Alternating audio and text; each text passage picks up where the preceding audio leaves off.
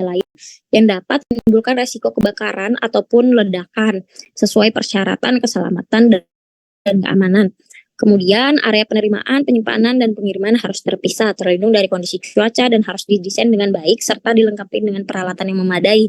Dan terakhir di sini ada ruang istirahat, toilet, dan juga kantin untuk personil harus terpisah dari area penyimpanan.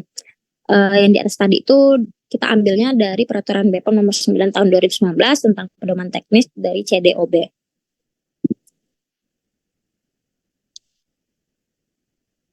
Kemudian selanjutnya nanti akan dijelaskan oleh teman saya, perwakilan dari teman saya, Nisan Ismaul, mungkin boleh lanjutkan. Sebelumnya saya izin masuk untuk menjelaskan mengenai denah. Di sini ada contoh gambar denah dari kelas A. Ada keterangan yang pertama itu untuk akses pintu sendiri. Yang pertama ada pintu dropping out. Mungkin Azril bisa ditaruh di gambarnya aja biar saya baca melalui HP. Terus yang kedua aksen pintu pemeriksaan obat. Yang ketiga ada pintu pemeriksaan obat keluar. Untuk aksen pintu yang keempat ada pintu pemeriksaan atau pencocokan data obat keluar. Yang kelima ada pintu keluar obat atau lobi keluar. Yang ke pintu aksen keenam ada pintu ruang apoteker. Dan aksen pintu ketujuh ada pintu ruangan barang reject. Untuk ruangannya sendiri, yang pertama ada lobi keluar atau masuk. Yang kedua ada gudang obat. Yang ketiga ada ruang admin. Dan yang keempat ada ruang tunggu sales. Mungkin bisa turun aja.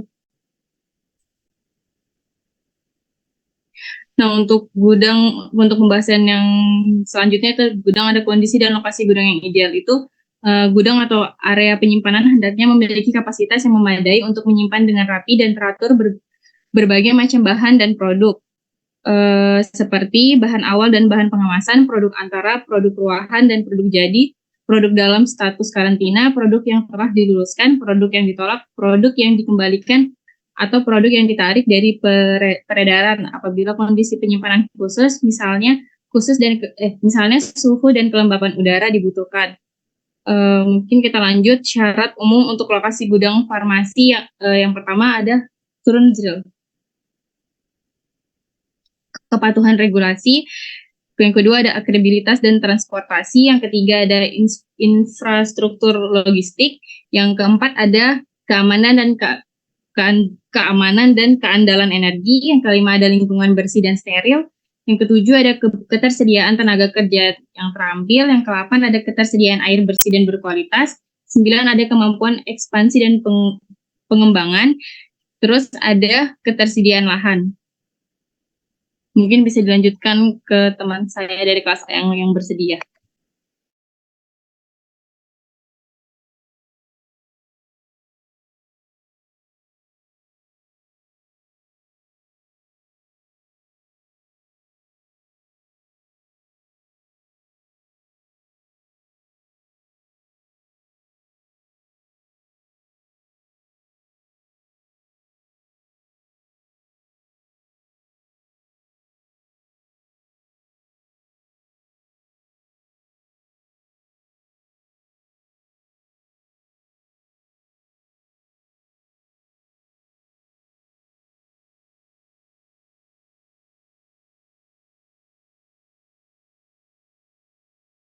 Selanjutnya ada ruangan dalam gudang. Yang pertama ada ruangan antara dan bahan pengemas. Gudang memiliki area untuk tempat penyimpan bahan-bahan pengemas sebagai wadah untuk produk yang akan dibuat, melindungi dan menjaga kualitas produk dalam gudang. Dalam gudang, packaging material menyimpan bahan pengemas primer, sekunder, dan tersier. Primer ini merupakan bahan kotak yang langsung bersentuhan dengan produk seperti botol, sedangkan sekunder dan tersier merupakan bahan yang tidak terkontak langsung dengan sediaan seperti label, etiket, dan karton. Penerimaan bahan pengemas dilakukan sesuai dengan prosedur pengecekan. Setelah lulus tahap pengecekan, baru dapat masuk ke dalam gudang. Bahan pengemas yang ditolak disimpan di area khusus yang diperuntukkan untuk bahan yang ditolak. Gudang pengemas juga harus dijaga dalam penjagaan yang ketat. Jika tidak memiliki kepentingan dalam gudang, harus dalam keadaan kondisi terkunci agar tidak terjadi penyalahgunaan.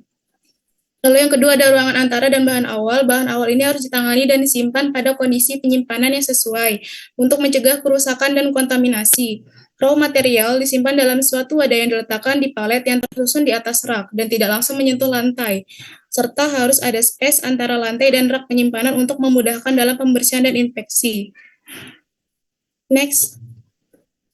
Selanjutnya ada ruangan produk antara dan produk ruahan. Produk ruahan ini merupakan material yang telah mengalami proses produksi namun belum dapat dikatakan sebagai produk jadi, karena masih harus melalui beberapa tahap lebih lanjut sampai dihasilkan produk jadi seperti tahap pengemasan produk. Contoh dari bulk yaitu granul yang siap dicetak, tablet yang telah dicetak namun harus dilakukan proses penyalutan atau pengemasan. Lalu selanjutnya ada ruangan karantina barang terima. Barang terima juga harus diluluskan untuk rilis. Sampai keputusan rilis, maka produk jadi harus disimpan pada kondisi atau ruangan yang sesuai. Next. Selanjutnya ada ruangan bahan mudah meledak dan terbakar.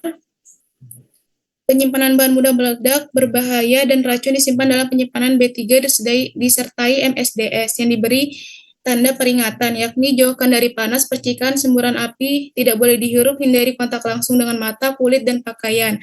Wadah harus tertutup rapat, gunakan dalam keadaan ventilasi cukup, dan cuci tangan setelah menggunakan alkohol. Next. Selanjutnya ada ruangan bahan beracun. Ruangan ini membutuhkan ruang rahasianya sendiri, memiliki ventilasi dan dipisahkan dari bahan yang mudah terbakar. Racun harus diberi label, diproses, dan dimasukkan ke dalam palet di ruangan berkode racun. Lalu ada ruangan produk jadi. Gudang memiliki area tempat jadi untuk sediaan yang telah melalui serangkaian proses produksi hingga pengemasan yang siap untuk didistribusikan. Lalu ada area karantina produk. Ini sebelum didistribusikan, produk jadi harus dikarantina terlebih dahulu sampai diluluskan untuk rilis. Lalu ada ruang pengambilan sampel. Di sini memiliki peran penting dalam memastikan kualitas dan keamanan produk farmasi. Next. Sini ada area barang yang ditolak. Bahan dan produk yang ditolak harus diberi penandaan yang jelas dan disimpan terpisah di area terlarang, restricted area. Next. Lalu ada area penerimaan. Penyimpanan dan pengiriman harus terpisah, terlindung dari kondisi cuaca, dan harus didesain dengan baik serta dilengkapi dengan peralatan yang memadai. Lalu ada area produk yang ditarik atau dikembalikan. Obat kadaluarsa perlu ditarik secepatnya dan dipisahkan dari obat lainnya, serta diblokir secara elektronik. Lalu selanjutnya ada kantor gudang. Kantor gudang meliputi lokasi infrastruktur yang strategis dan mendukung distribusi efisien dengan tersedia transportasi dan konektivitas, mematuhi regulasi pemerintah terkait produksi, penyimpanan, dan distribusi produk farmasi. Next.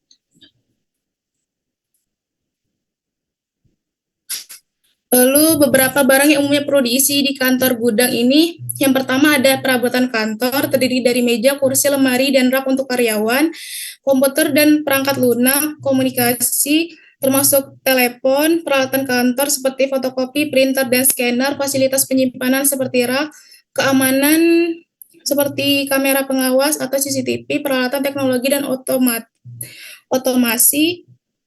Next. Dan perlengkapan kesehatan dan keselamatan. Lalu ada area pengiriman obat jadi.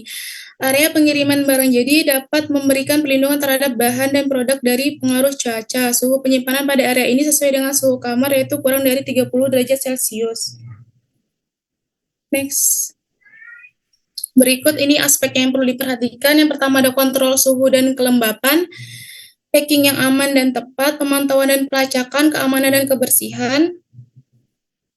Next. Dokumentasi dan compliance, pelatihan karyawan, darurat dan penanganan bencana, dan kendaraan pengiriman. Next. Ini ada denah gudang untuk area penyimpanan. Next. Ini adalah sumber yang kami gunakan. Mungkin ini saja yang bisa kami sampaikan. Mohon maaf apabila terdapat salah kata, saya kembalikan kepada Ibu. Oke, dari kelas A tadi ya. Bisa di-share lagi untuk filenya tadi?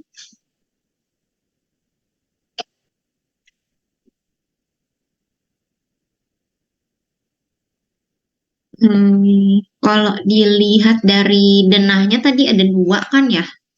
Ini denah area penyimpanan, sama yang di atas tadi denah apa? Yang di atas denah gudang, Ibu. Denah, bedanya? Gudang dan area penyimpanan, apa bedanya? Ini denah gudang. Terus yang di bawah tadi,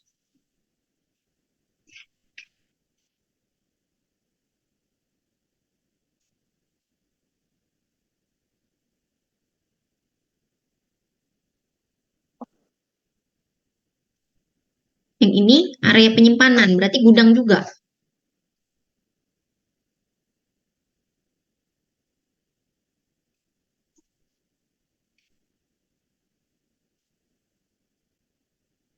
Bisa dibesarin sedikit?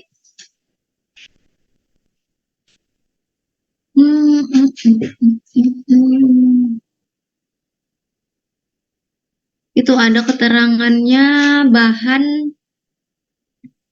apa itu? Nggak kelihatan saya. Bahan beracun, bahan awal, produk jadi. Kalau menurut saya sih ini lebih ke industri deh kayaknya.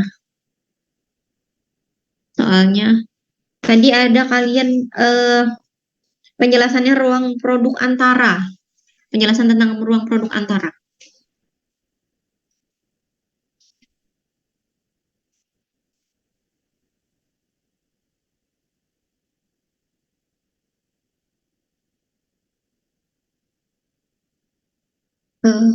Sebentar saya tanya, kalian ada kuliah lagi kah habis ini? Karena waktunya kan sudah lewat. Ada kuliah lagi kah? Tidak ada, Ibu. Nggak ada ya? Oke. Ya, kita selesaikan dulu. Ruang produk, ini ya, ruang produk antara. Produk ruahan merupakan material yang mengalami proses produksi namun belum maksudnya ini apa ya, ruang produk antara dan produk ruahan?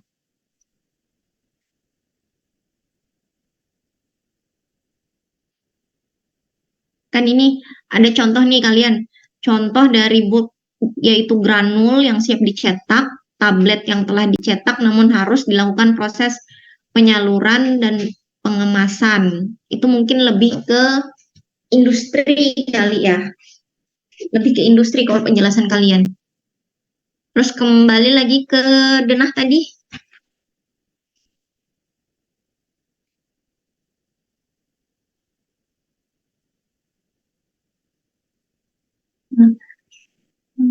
Ya, tolong dibesarin.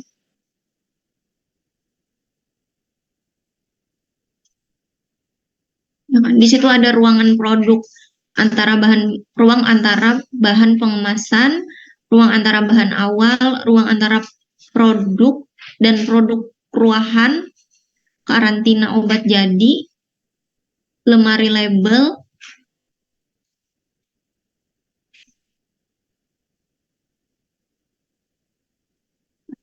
secara fisik, area pengiriman obat jadi.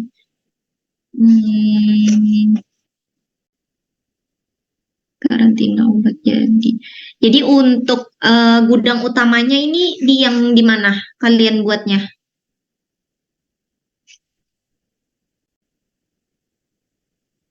Untuk penyimpanan gudang utamanya.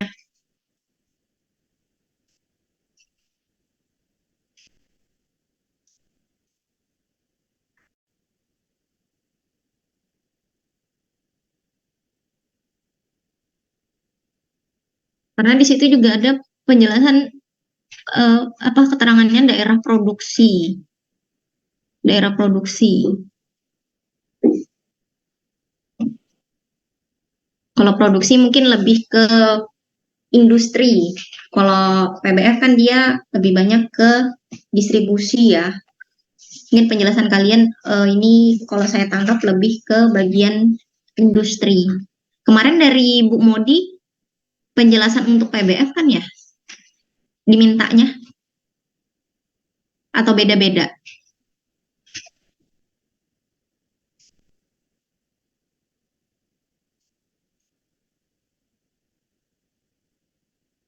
Dana PBF, Bu.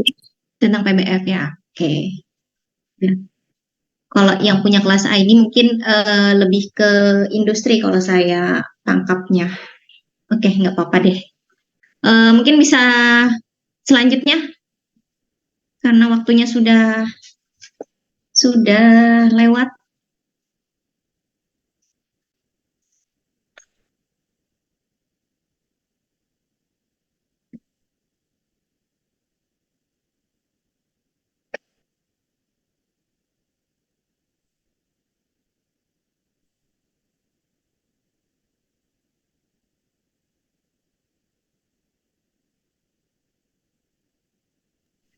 Ibu izin bertanya, Bu. Mhm. Kan tadi yang kelas A itu kan ya salahnya itu karena denahnya jadi industri. Nah, itu berarti nanti kita revisi ulang ya, Bu, baru kita kumpul lagi. Iya, boleh direvisi ulang aja. Baik, Dari terima Bu kasih. Modi kemarin itu pengumpulannya kapan ya? Ada disuruh pengumpulan atau disuruh buat aja? Belum ada info pengumpulannya? Sudah dikumpul, Ibu, kemarin. Oh, sudah dikumpul. Oh ya, sudah nggak apa-apa. Nanti dari Bu Modi aja yang periksa. Jadi nggak usah direvisi, nggak apa-apa. Ini kan saya mau lihat aja. Biar nanti dari Bu Modi yang konfirm kembali ya. Baik, Ibu, terima kasih. Oke. Selanjutnya,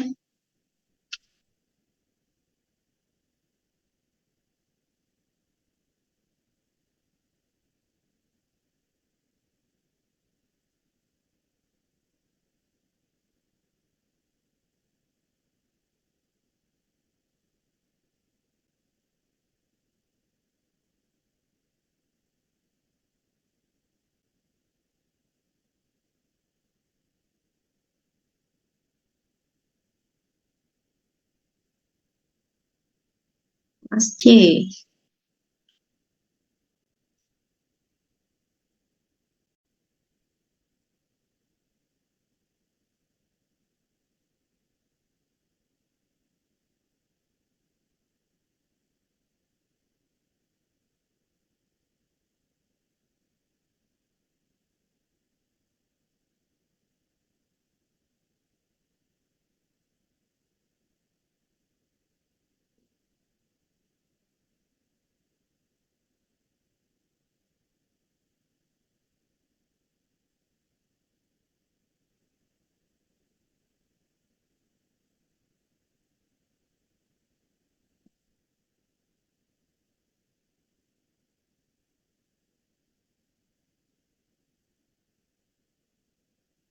Ayo kelas C.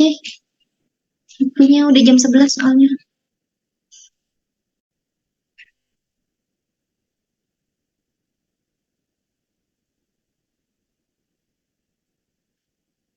Langsung ke bagian denahnya aja deh. Saya mau lihat.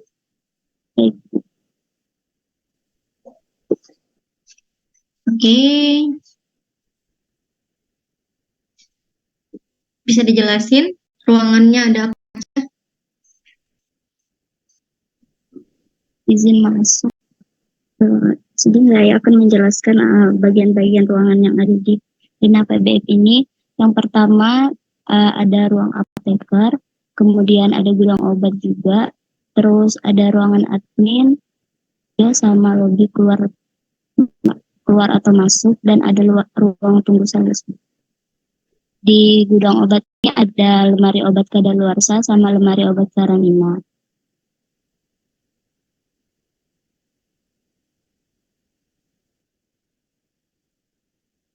Sudah? Ya. Untuk pintu masuk gudangnya dari mana ya? Dari situ, terus untuk pintu keluarnya, keluar barang,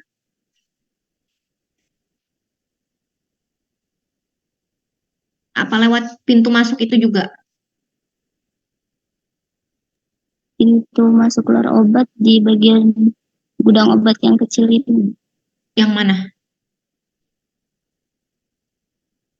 Oh, pintu itu pintu masuk. Pintu pemeriksaan keluar. Ya, pintu masuk karena kalau di PBF itu alur pintu masuk sama pintu keluar itu dia harus berbeda, nggak boleh lewat satu pintu. Jadi pintu masuk tersendiri sama pintu keluarnya harus sendiri. Jadi ada area in, yaitu area masuk, sama area outnya, area keluar. Pintu masuknya ada yang di atas. Yang di mana?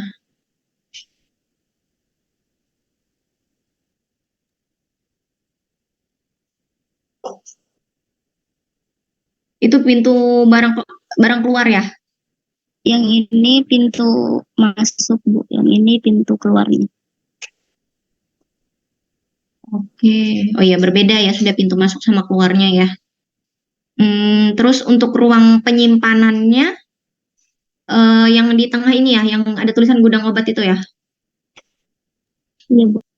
Ya, itu oke. Gudang penyimpanan. Oh, berarti dia dari sini. Oke. Tapi dia nyambung sama lobi keluar masuk ini ya, pintunya. Iya, Bu. Harusnya kalau untuk gudang dia nggak boleh ada akses untuk apa ini yang pintu pintu pintu keluar ini. Jadi harus tersendiri dia mungkin bisa dibuat di tapi ini lobby ya itu ya lobby keluar masuk. Lobby keluar masuk. Oke.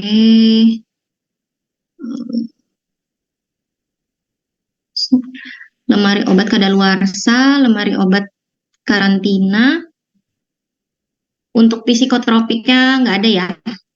Untuk ruang psikotropikanya. Iya, Bu.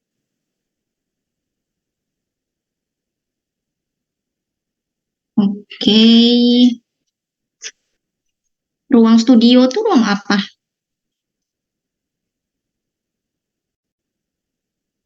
Ada ruang studio.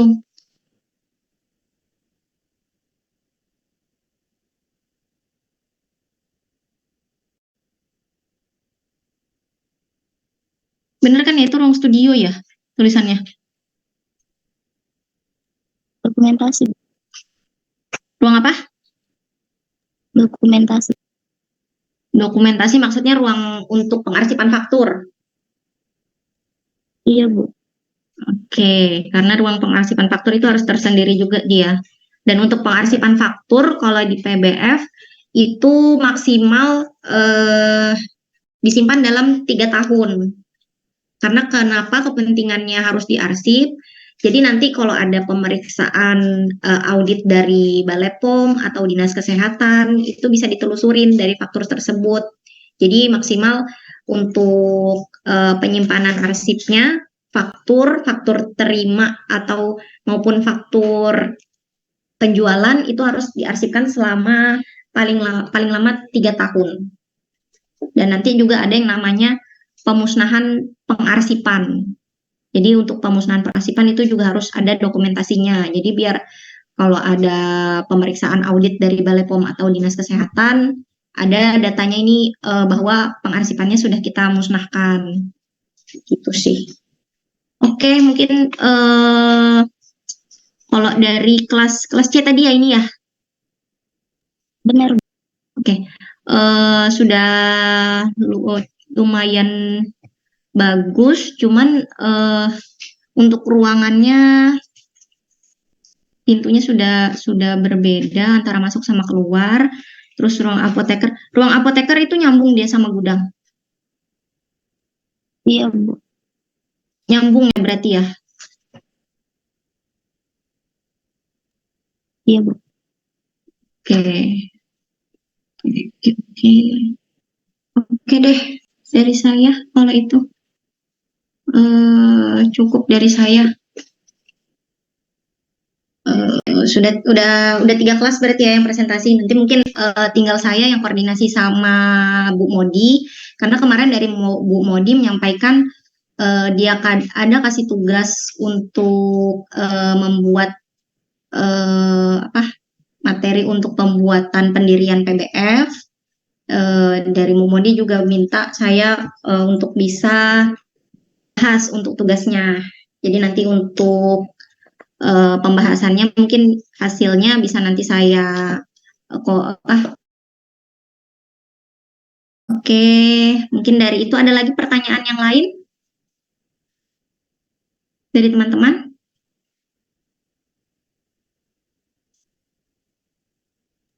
Sepertinya sudah cukup, Ibu. Sudah cukup ya, waktunya juga sudah lewat.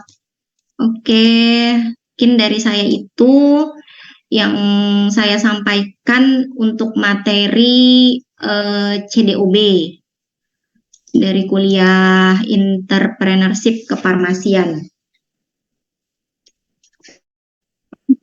Oke, sekian dari saya, kurang lebihnya mohon maaf. Assalamualaikum warahmatullahi wabarakatuh. Waalaikumsalam warahmatullahi wabarakatuh. Terima kasih, Bu. Terima kasih ya. Makasih Bu. Ya.